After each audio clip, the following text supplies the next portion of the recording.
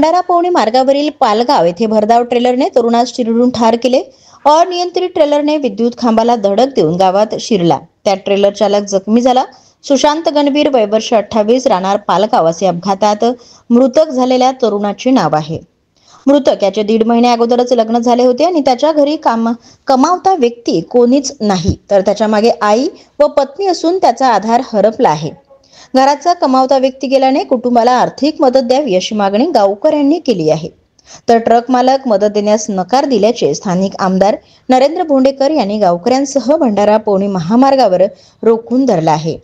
जोपर्यंत मागणी मान्य होत नाही तोपर्यंत आंदोलन सुरूच राहील अशी भूमिका आमदारांनी घेतली आहे।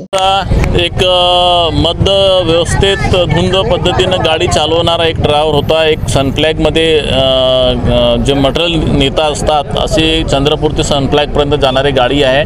त्यांनी आपण बघितलं असाल तर रोडच्या आतमध्ये जाऊन घरापर्यंत गाडी घुसवलेला आहे आणि त्यामध्ये 5 लोक मरण पावले असते।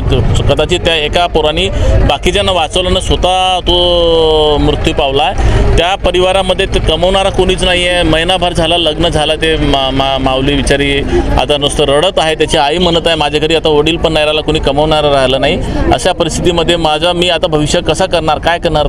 आमच्या मागणी आहे की त्याला कॉम्पिन्सेशन मिळाला पाहिजे। 5 लाखाचा कमीत कमी 10 लाखाचा 5 लाखाचा मिळाला पाहिजे। शासनाने पण त्याच्यामध्ये दखल घ्यायला पाहिजे आणि त्याला त्याचा योग्य नाही मिळाला पाहिजे, कारण त्याच्या घरचा कमवणारा नाही आहे। आता काय खाणार, काय करणार? माणूस तो आता वापस येऊ शकत नाही।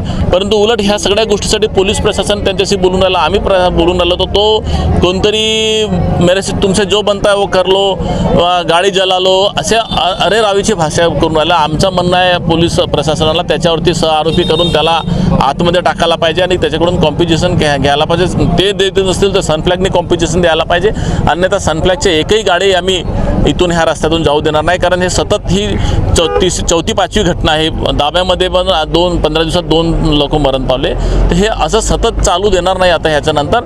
आणि अरे रावीची भाषा तर बिलकुल चालणार नाही। तर कोणाच्या भरोश्यावरती तो हरामखोर जर अरे रावीची भाषा करत असेल तर ही लोकशाही आहे, काही राजेशाही नाही आहे। त्याच्यामुळे ह्या गरिबाला न्याय मिळतपर्यंत आम्ही इथून हटणार नाही।